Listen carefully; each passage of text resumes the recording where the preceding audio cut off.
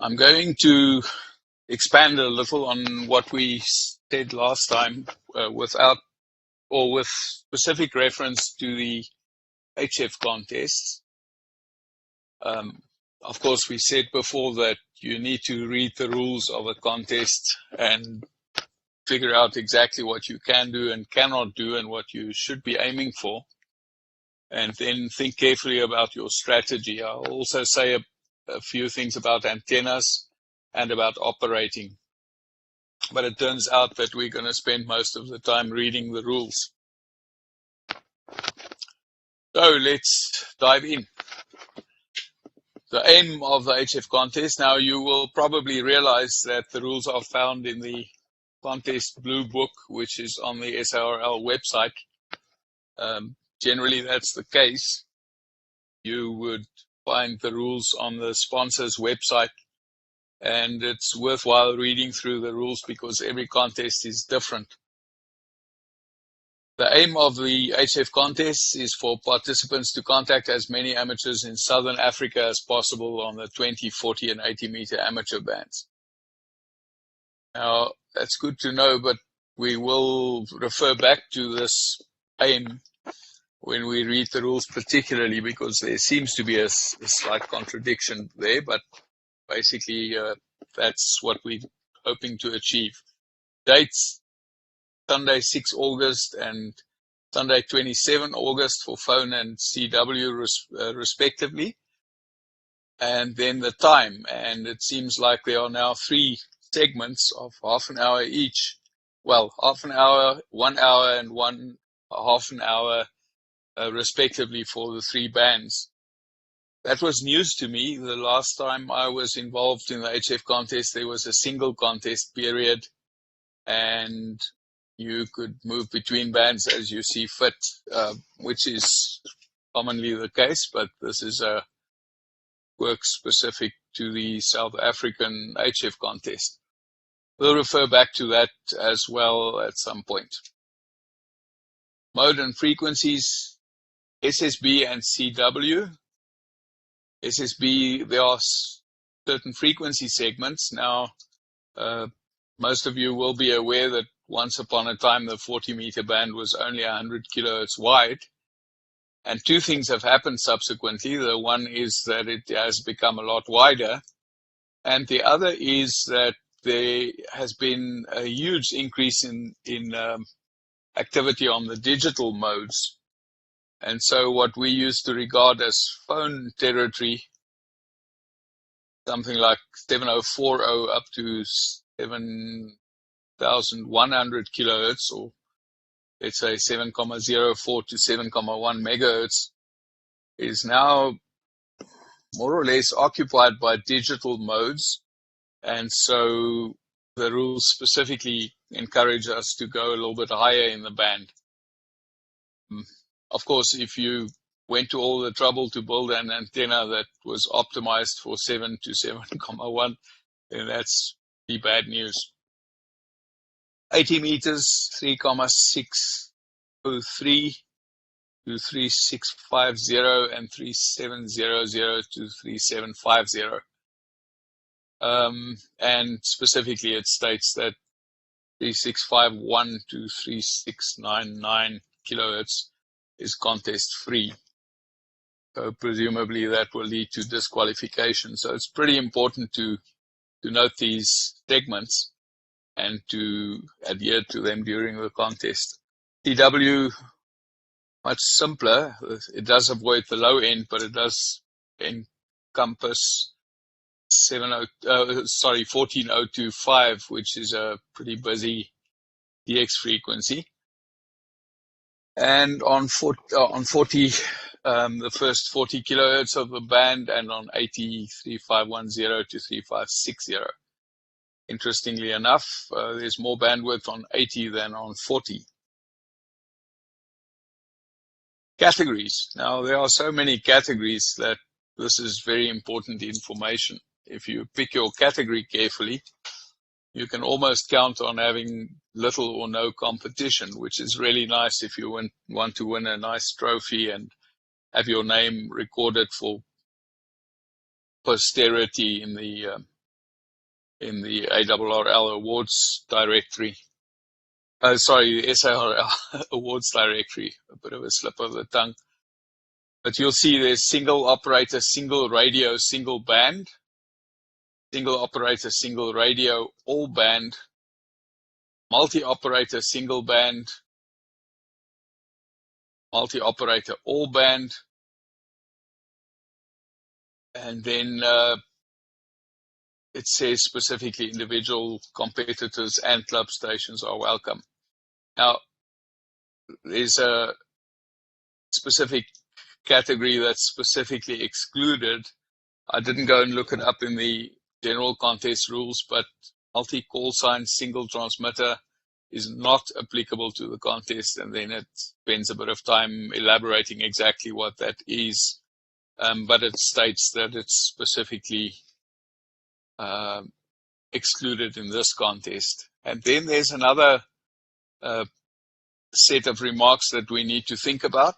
Overlay, YL, or youth, and presumably that means that if you are either female or young, then you will be competing only against other females or young, respectively, within that particular category. So as I said, if you like collecting silverware, then by choosing a category judiciously, you may well have the field to yourself. The exchange is unusual. It's the postal code and a consecutive serial number starting at 1. Each QSO claim for competition credit must comply with the rules found under General Rule 5, contacts. So obviously the next step is to go and find General Rule 5. And it turns out that they define a valid QSO. This was extracted from IARU documentation, and it contains a reference which I haven't been able to find anywhere, Sun City SC11C4 Rec 12, but I think the definition is sufficiently clear. Exactly what constitutes a contact.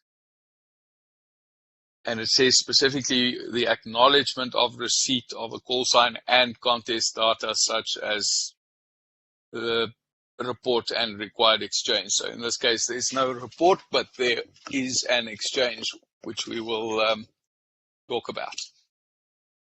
Each QSO must include contemporaneous direct initiation by the operator on both sides of the contact.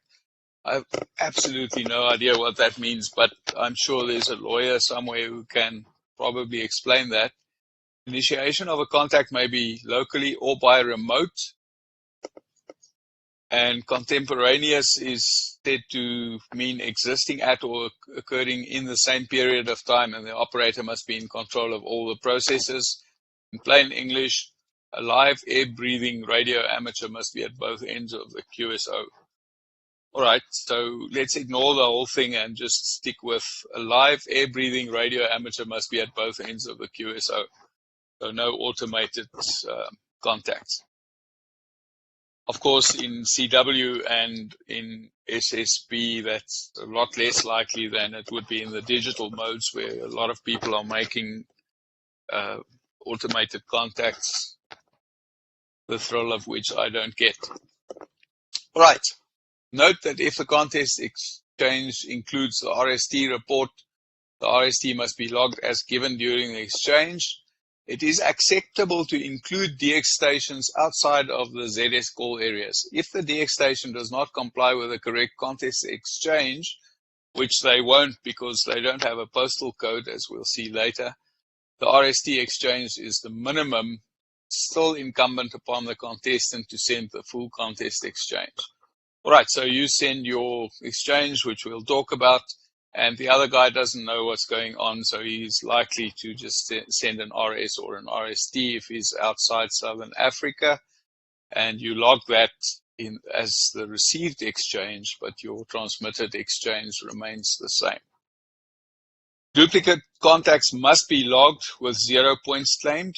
Crossband, repeated, digipeater, and gateway contacts do not count, and proof of making a contact may be required.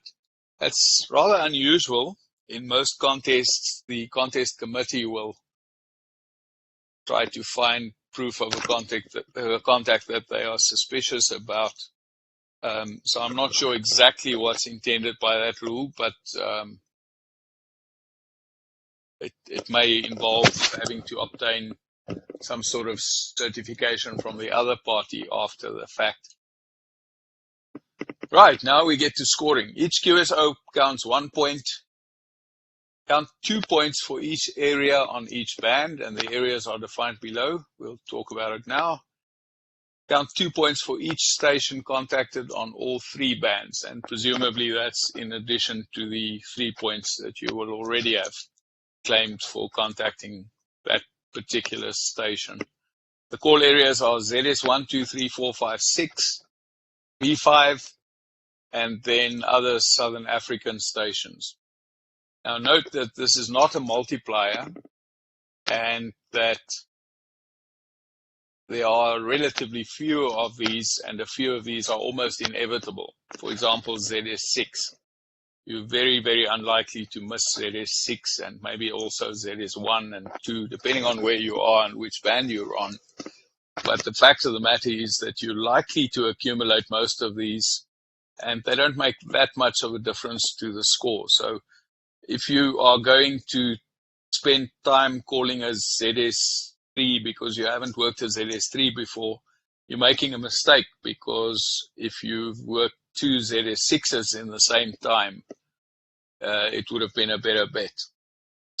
Well, or 3 ZS6s. You can argue about that, but you would have worked the ZS3 and you would have gained 2 points.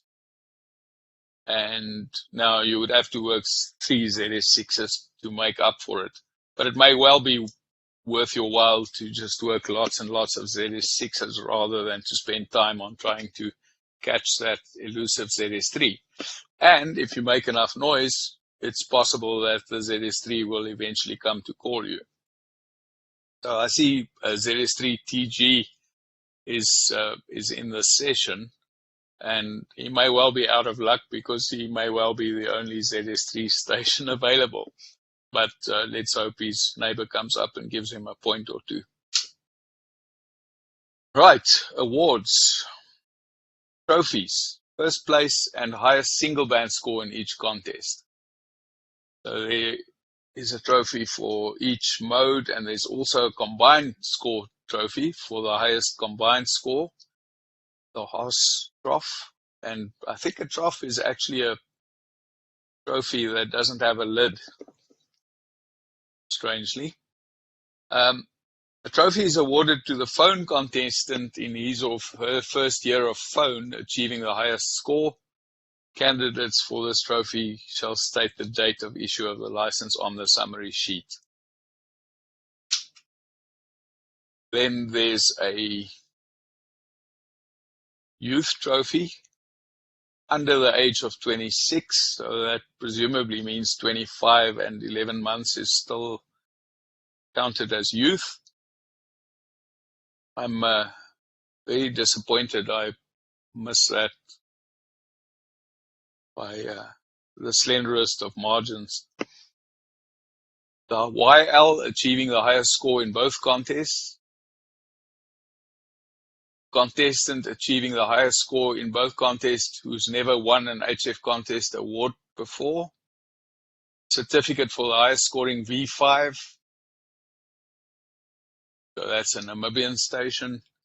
A trophy for the SARL affiliated club, which achieves the highest participation in both TW and phone contests. Now, it's not entirely clear whether that's simply the number of logs or the number of contacts they make, but either way, it may be worth getting together with a few friends and then entering the club in the club participation award.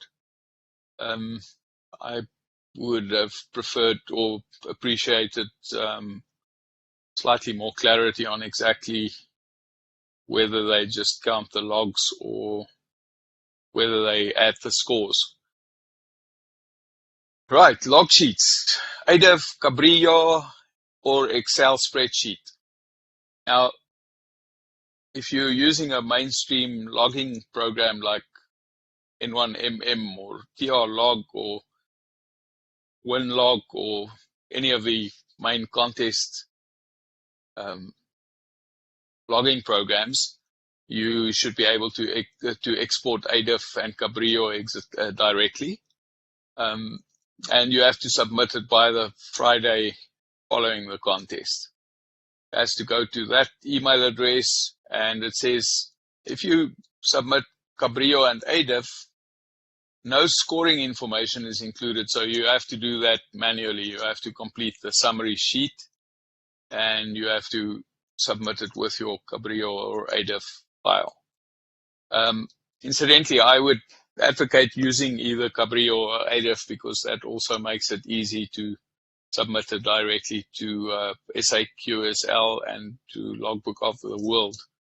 When submitting your log, your call sign must appear in the file name, and there's an example, so it's relatively easy. The Excel log sheet is available for download at that URL. And now we need to start thinking about it. We know what the rules are. Now we need to think, how are we going to win this thing? All right, so firstly, the operating period is very short on each band. And so chances are that you are going to run out of time before you run out of stations. Previously, for example, I have on occasion worked the HF contest on a single band, only on 40 meters. And there one would definitely run out of stations to work. The contest used to be 4 hours, and then we shortened it to 3 hours on CW. I have to be a little bit more realistic in terms of the participation. And you would definitely run out of stations towards the end, especially if you were a single band. But in this case, I think you may run out of time before you run out of people to work. So probably not necessary to dig too hard to try and work weak signals and to try and attract attention over difficult propagation paths. There are no multipliers, so don't waste time on weak signals. I explained at the last presentation how a multiplier could be worth several hundred contacts. So in round figures, you would have a multiplier of maybe around 150 or so, and you might make 5,000 contacts on a single band.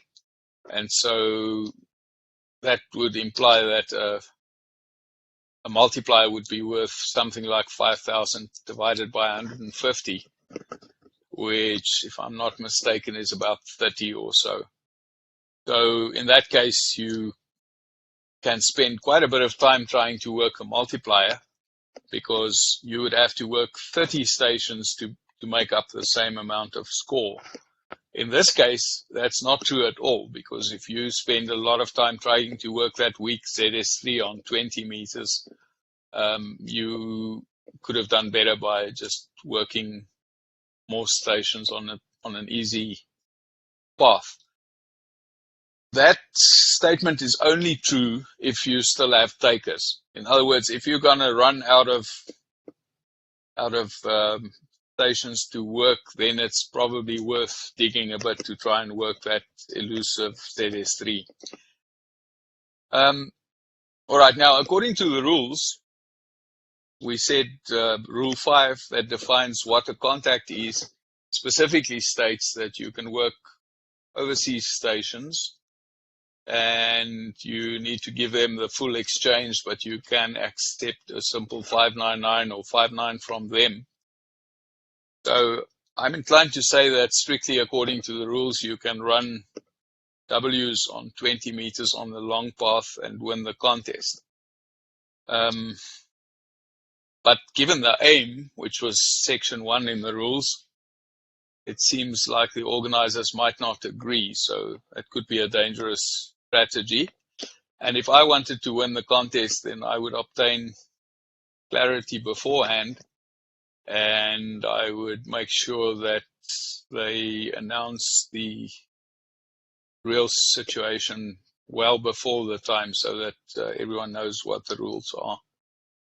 And then I would say it's worthwhile maintaining moderate speed.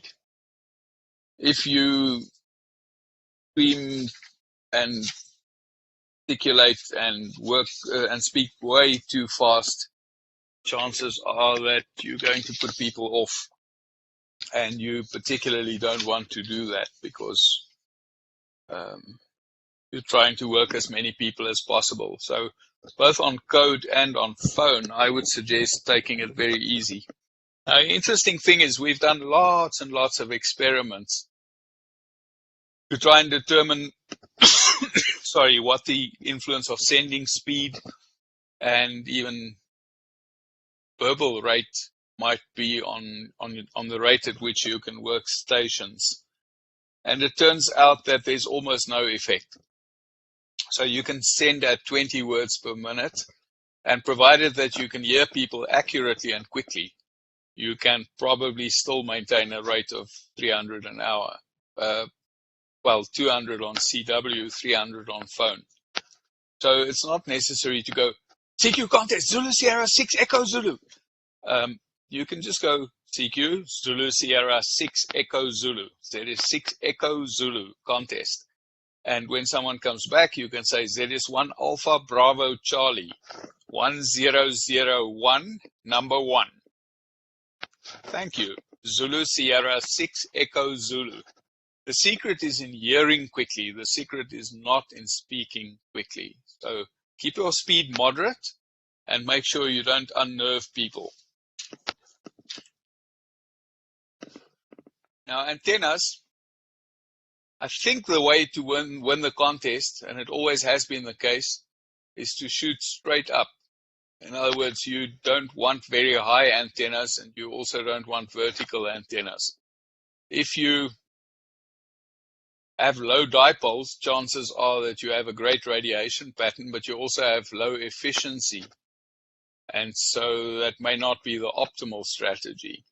So an alternative strategy, which we've used once or twice in the olden days, was to build a dipole with a director above it.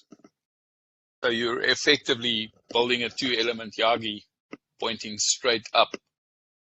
And what you're doing then is to generate a nice bulbous lobe that illuminates the entire ionosphere above your house, and which will work really nicely for short distances. Again, you don't want a vertical. Verticals have relatively low angle propagation, and they're likely to have a considerable skip zone. So if you're trying to work between ZS1 and ZS6, you may find that this path is way too short for your antennas. So a very high antenna or a vertical antenna will probably not work very well. And as I said, we've experimented with antennas that beam straight up, and they work really well for this purpose. On the higher bands, and in this case that's basically only 20 meters, backscatter might provide a way to make some contacts that might otherwise be unattainable. So the idea is to beam to a common point. So I have a map here.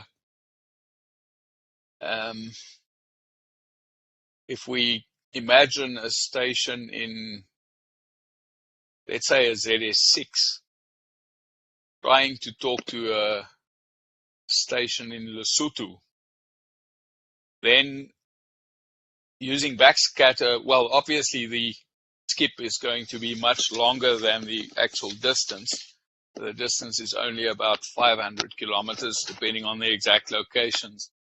And the skip distance is likely to be in the order of 1,000 kilometers. So it won't be possible to directly talk from Johannesburg to Lesotho via the ionosphere. You may actually make it by line of sight, but that depends a little bit on where the guy in Lesotho is. But if he happens to be in Maseru, it's not going to work. And so the best way of actually making a contact would be if both of them beam east or both of them beam west.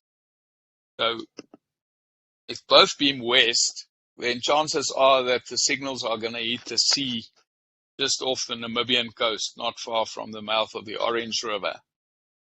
So the Lesotho station beams west, the ZS6 station beams west, and both of them then use signals scattered back from the sea. And incidentally, this is a nice game, especially on the higher bands. You can actually, for example, measure the wavelength of the waves on the ocean by looking at the fading on the signals. Obviously, you will generate some multipath off those waves, and you should be able to figure out what the waves are doing out in the Atlantic. Another option, let's look at another example, is ZS1 and a ZS2 trying to make a contact. They could either beam south or they could beam north. If they beam north, chances are that the signals will reflect more or less where that red pin is, somewhere in the Kalahari Desert. If they beam south, it'll probably bounce off the Roaring Forties.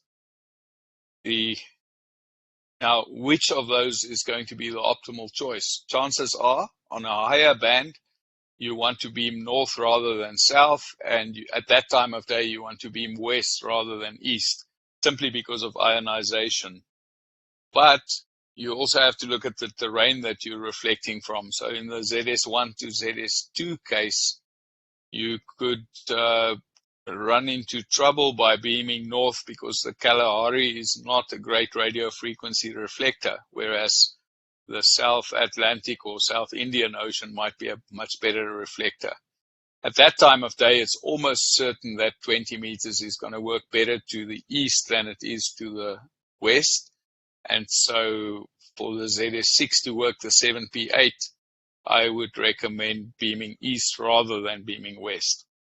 So you can analyze a few situations and then decide which way your beam should be pointing. For example, if you use ZS1, most of the time your beam is going to be looking northeast because you want to work a lot of ZS6s. You may also beam due east to work some ZS5s, but if you want to work some ZS2s and that sort of ilk, perhaps you might also consider beaming north, even though there's not going to be a lot of direct activity in that sort of area. Now, that also brings me to another aspect of the rules that I found very disappointing. I haven't done this contest for several years, and I see that the contest has been divided into 3 segments, one for 20, one for 40, and one for 80. And to me, that actually removes the strongest requirement for strategy. In the olden days, you used to have to think very carefully about which band you wanted to be on. And obviously, the migration would be from 20 to 40 to 80, because at the beginning of the contest, the sun hasn't set, and so 80 meters isn't likely to be great. But 20 meters is supposed to be in reasonable shape.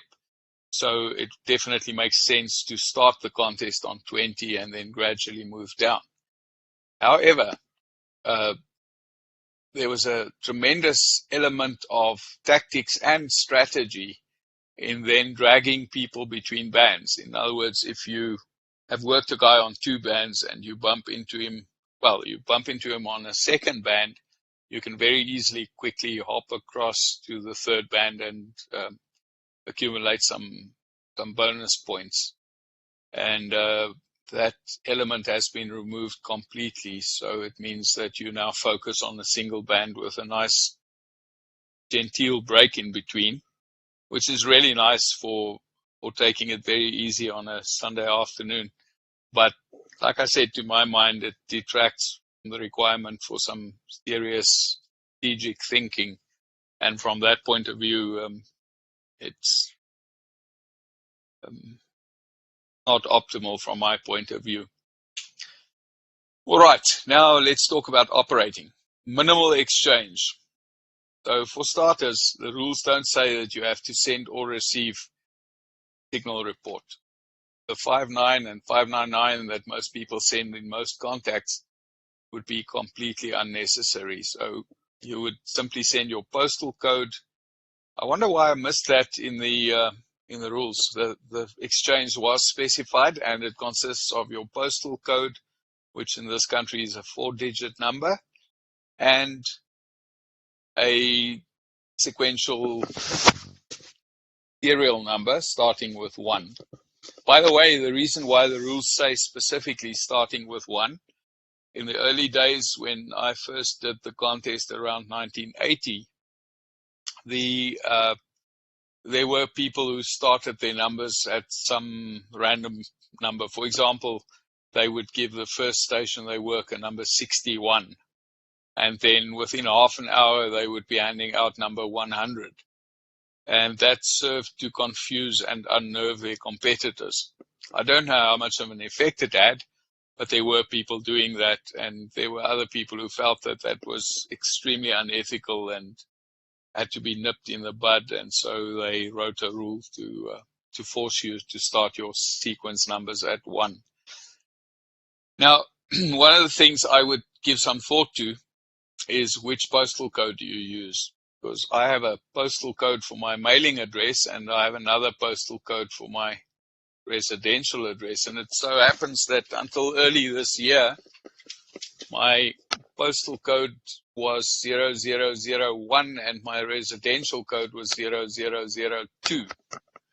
But after 43 years, I finally changed my mailing address, mainly because no mail arrives anymore, and also because collecting mail involves a huge trip into downtown Pretoria, which is not a lot of fun at the best of times.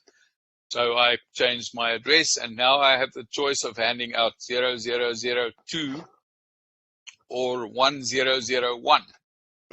And I would give a little bit of thought to which one would be most advantageous. It so happens that both of them are very much in the same league, but if your one postal code is 0181 and your other one is 2000, then I would definitely opt for the 2000.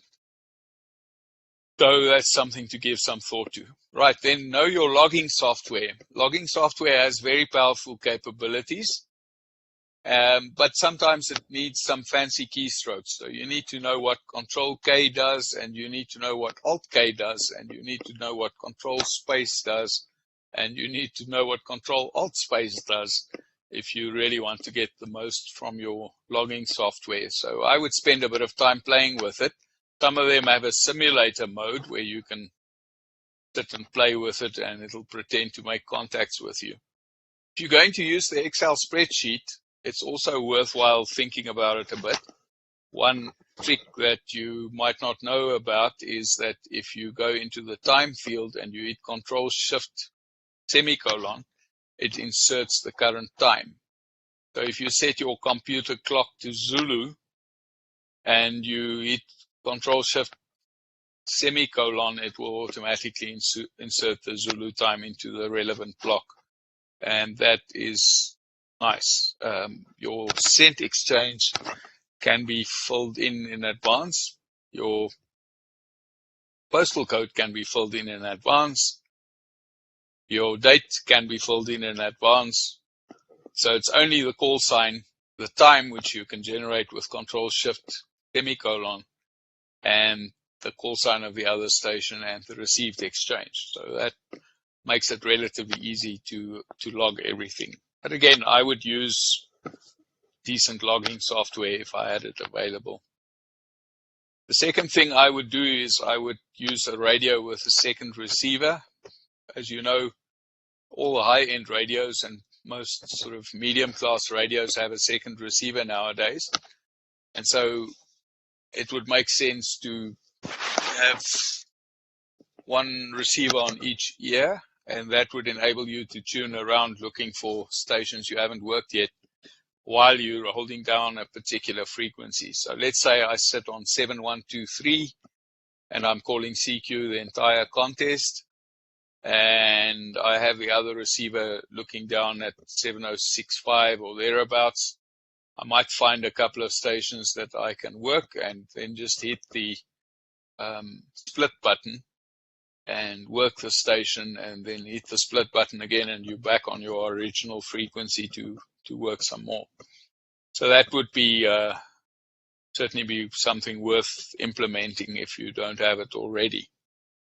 Takes a bit of getting used to, so it's again something I would practice beforehand. I wouldn't try to use 2 receivers simultaneously for the first time in a contest.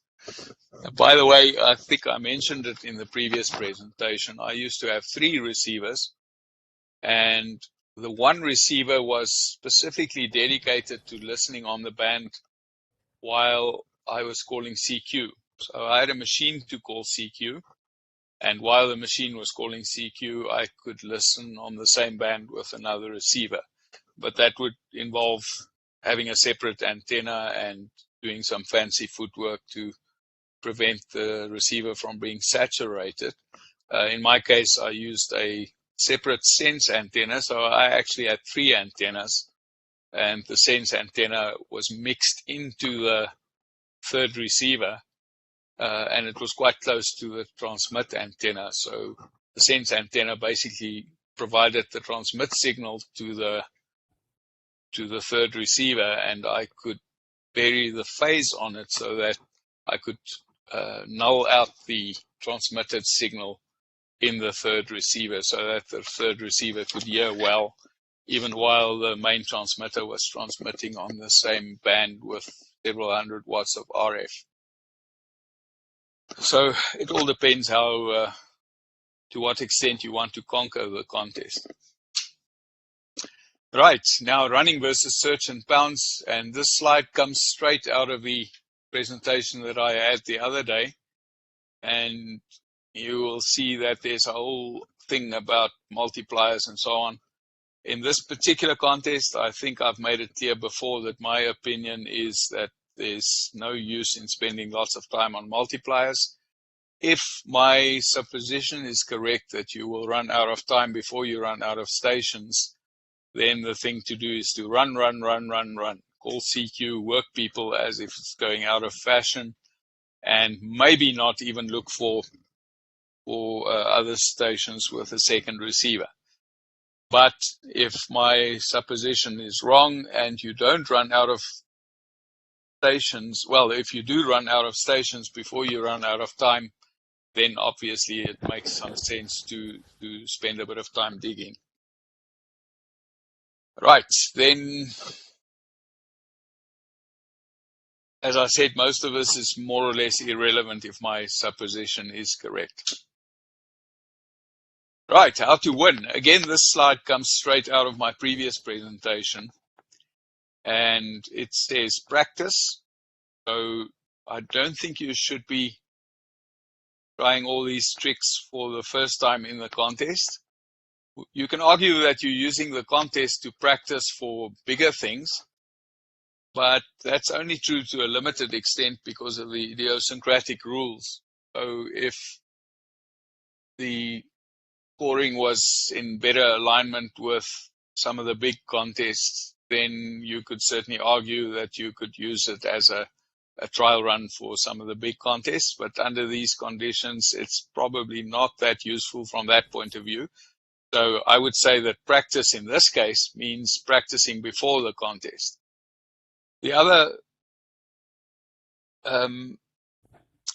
factors are still there. Find mentors, see if you can find a contest club where you can compare notes with like-minded people. Develop station hardware. As I said, in this case, you may need to tweak your 40-meter antenna to work better above 7,1. You may need to build some high-angle antennas if you don't have them already. You may need to spend time getting used to your logging software.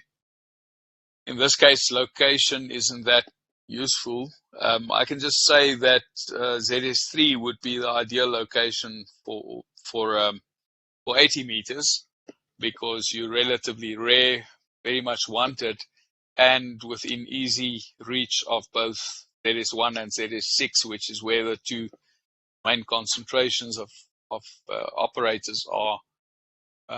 But you're going to pay the price on the high bands where everybody is more or less in the skip zone. So you win some, you lose some. ZS1 again might be very good from the point of view of being within easy reach of ZS6 and ZS5, but on the other hand, it's far away on 80 and you're going to lose a bit there. So relocating is probably not worth it in this contest. Just make the best use of your location where you are. Strategy, band changes, completely irrelevant. Rate versus multipliers, I think it's completely irrelevant. I may be mistaken. So that's about it. So let's see if there are any questions. Please, no hard questions, just simple questions.